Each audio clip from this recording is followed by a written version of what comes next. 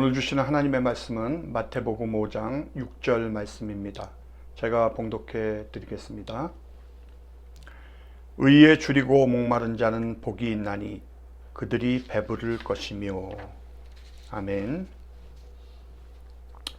할렐루야. 저는 오늘 의에 줄이고 목마른 자라는 주님의 말씀으로 함께 은혜를 나누겠습니다. 여러분, 배고프신 적이 있으십니까? 목마른 것을 경험해 보신 적이 있으십니까? 이 배고프고 목마른 것을 우리가 마음속에 또는 육체 속에 느끼는 것은 우리가 아직 살아있다는 증거입니다. 살아있기에 목이 마르고 살아있기에 배고픈 것입니다. 죽은 자들에는 배고픔과 목마름이 없습니다. 여러분, 육체가 배고프고 목마르면 우리는 먹고 마셔야 합니다.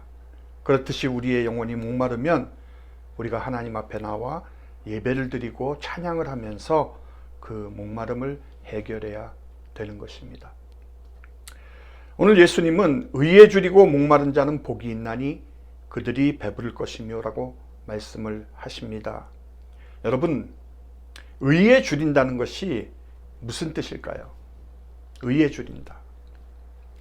성경이 말씀하는 의는 단순히 또는 막연하게 어떤 존경할 만한 태도라든가 보편적인 도덕성 이런 것을 의미하지 않습니다. 성경이 말하는 의에 대한 욕구는, 즉 의에 줄이고 목마른 행위는 궁극적으로 온갖 형태의 죄에서 해방되고자 하는 그 욕구를 의미하는 것입니다. 그렇기 때문에 의에 줄이고 목마르다는 것은 하나님과의 바른 관계에 있고자 하는 욕구이고 죄를 제거하고자 하는 욕구입니다. 다시 말해서 의에 줄이고 목마른 것은 성결해지기를 원하는 것, 하나님 아버지와 또 아들과 성령과 함께 빛 가운데에서 동행하고자 하는 것을 의미하는 것이고, 결국 이것은 주 예수 그리스도를 그 닮아가려는 갈망과 욕망인 것이 바로 의인 것입니다. 구약성경 예레미야 5장 1절에 보면 너희는 예루살렘 거리로 빨리 다니며 그 넓은 거리에서 찾아보고 알라. 너희가 만일 정의를 행하며 진리를 구하는 자를 한 사람이라도 찾으면 내가 이 성읍을 용서하리라. 여기에 보면 하나님은 예레미야 선지자에게 누구를 찾으라고 하시죠? 한 사람을 찾으라고 명령합니다. 예레미야가 찾아야 할 한 사람이 어떤 사람입니까? 바로 정의를 행하고 진리를 구하는 사람입니다.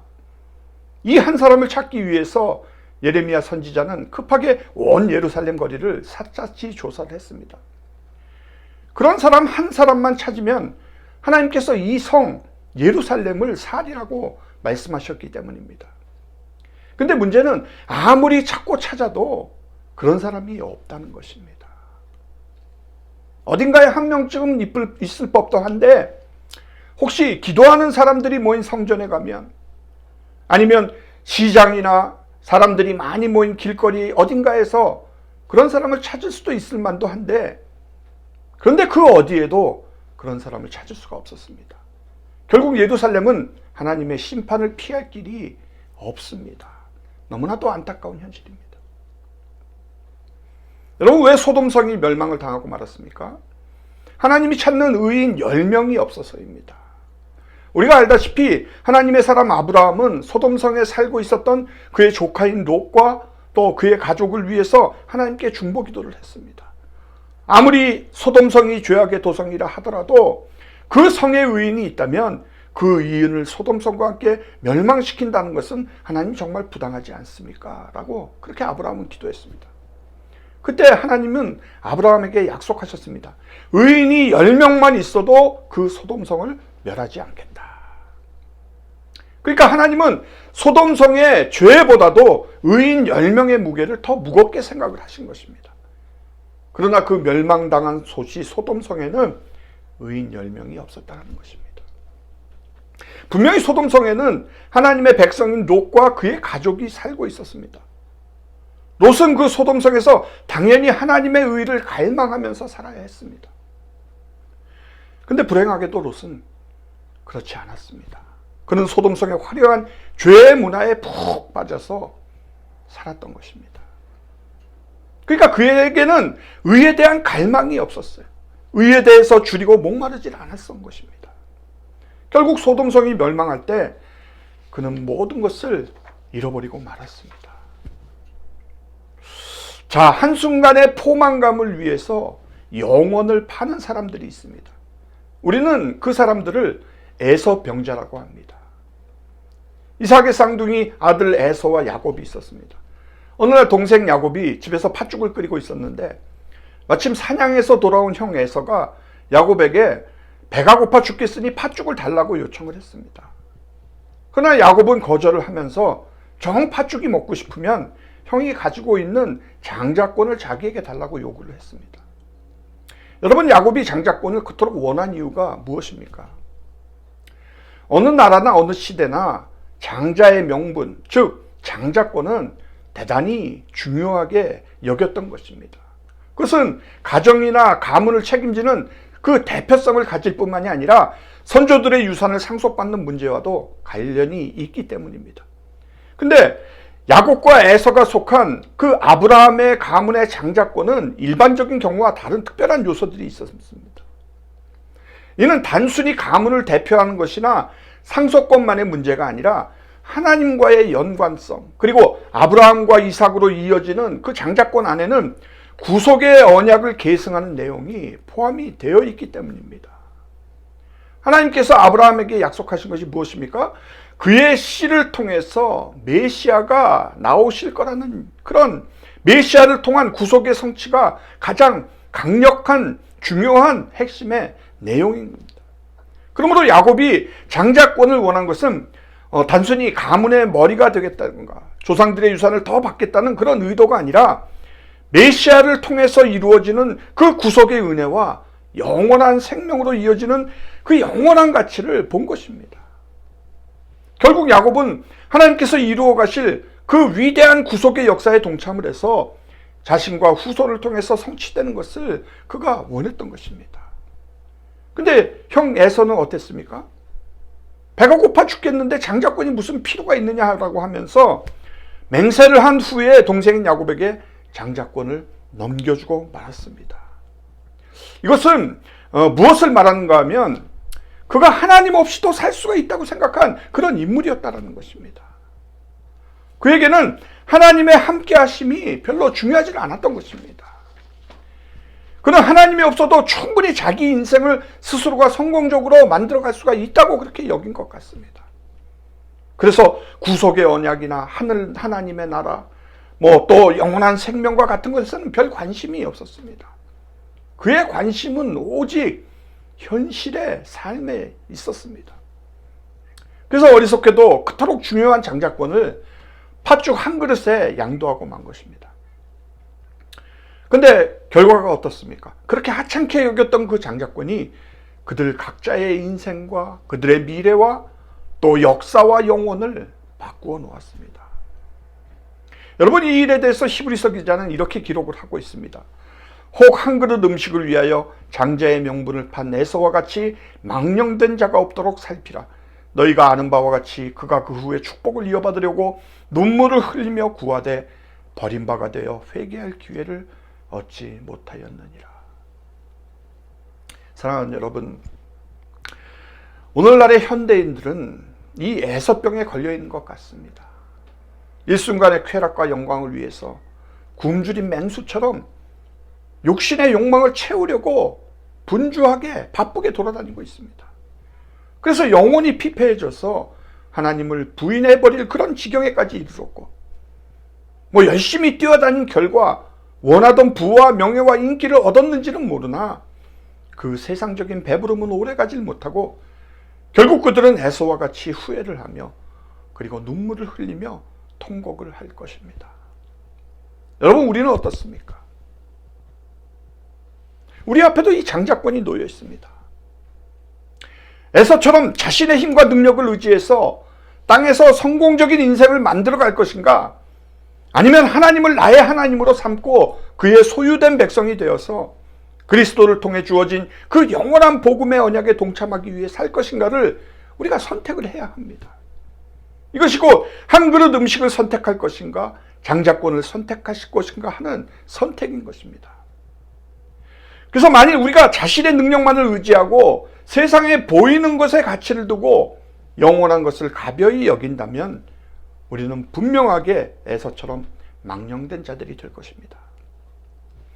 시편 42편 1절에서 2절에 보면 다윗은 하나님이여 사슴이 시냇물을 찾기에 갈급한 같이 내 영혼이 주를 찾기에 갈급하니이다. 내 영혼이 하나님 곧 살아계시는 하나님을 갈망하나니 내가 어느 때에 나가서 하나님의 얼굴을 배울까라고 합니다. 그렇습니다. 기독교는 목마름의 종교입니다. 기독교는 하나님을 사모하는 종교입니다. 그래서 우리에게 주님 앞에 나와서 예배를 드리며 말씀을 사모하는 그 소중한 마음이 오늘도 우리에게 있어서 우리가 어디에서 누군가를 만나든지 이 목마름을 갖고 내 영혼이 채워지고 다른 사람의 영혼을 배부르게 하는 그런 복된 믿음의 사람들이 다 되시기를 주님의 이름으로 축복합니다. 사도 바울은 빌립보서 3장 8절에서 또한 모든 것을 해로 여김은 내 주 그리스도 예수를 아는 지식이 가장 고상함을 인함이라. 내가 그를 위하여 모든 것을 잃어버리고 배설물로 여김은 그리스도를 얻고 그 안에서 발견되려 함이라고 했습니다. 여러분, 사도 바울은 세상적으로 보면 화려한 경력의 소유자였습니다. 바리새인이고 가말리엘 문화생이고 율법으로는 흠이 없고 앞날이 창창한 그런 젊은 관원이었습니다. 그러나 예수님을 만난 후에 율법적인 것과 세상적인 것을 다 버렸습니다. 배설물로 여겼다고 했어요. 왜요? 오직 예수 그리스도만이 진리가 되시고 참된 의가 되신다는 사실을 깨닫고 체험을 했기 때문이었습니다. 그래서 그는 갈라디아서 2장 20절에 내가 그리스도와 함께 십자가에 못 박혔나니 이제는 내가 산 것이 아니요 오직 내 안에 그리스도께서 사신 것이라. 이제 내가 육체 가운데 사는 것은 나를 사랑하사 나를 위하여 자기 몸을 버리신 하나님의 아들을 믿는 믿음 안에서 사는 것이라 라는 유명한 고백을 했습니다. 이와 같이 사도 바울은 예수의 주렸고 예수의 목말랐던 사람이었습니다. 그는 끝없이 예수님을 향하여 닮기를 원했던 사람이었습니다. 저는 신앙생활이 무엇인지를 생각할 때마다 항상 이 갈라디아서 2장 20절을 떠올립니다.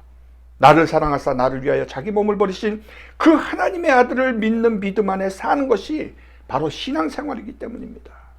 즉 하나님의 아들을 믿는 그 믿음 속에 푹 쌓여 사는 것이 신앙생활이라는 것입니다. 그래서 그분을 절대적으로 믿는 것입니다.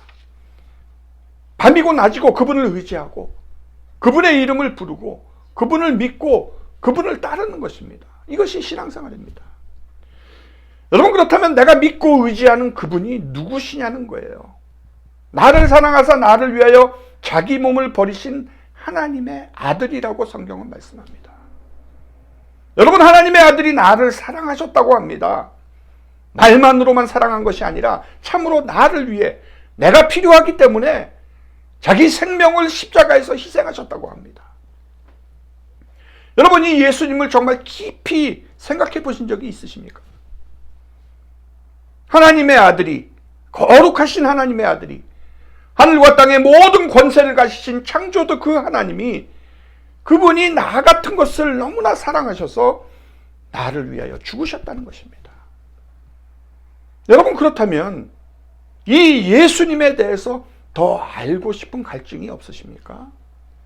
그저 한 번 만나서 끝날 문제입니까? 한두 번 얘기 들었다고 우리가 다 알게 되는 것입니까?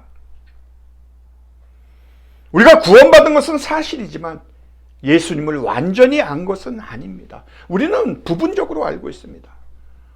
그러기에 그 크신 하나님, 그 크신 예수님의 사랑을 우리가 무슨 수로 다 안다고 말할 수가 있겠냐는 거죠. 그러므로 신앙생활이란 이런 것입니다.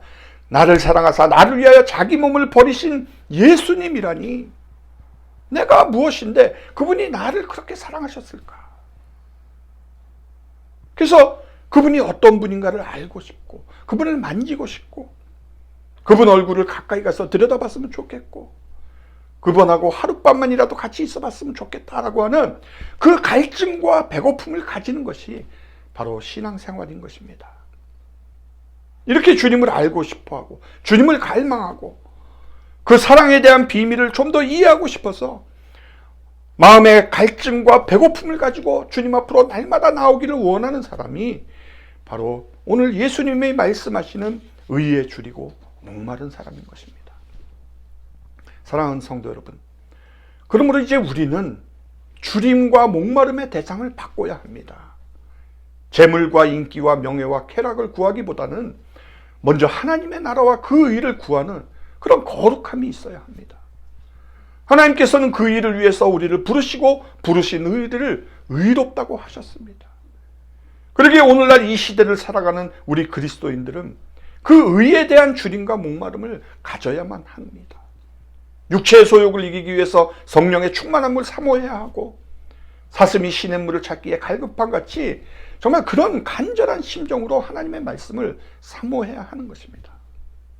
여러분, 하나님은 왜 그렇게 의인을 찾고 계실까요?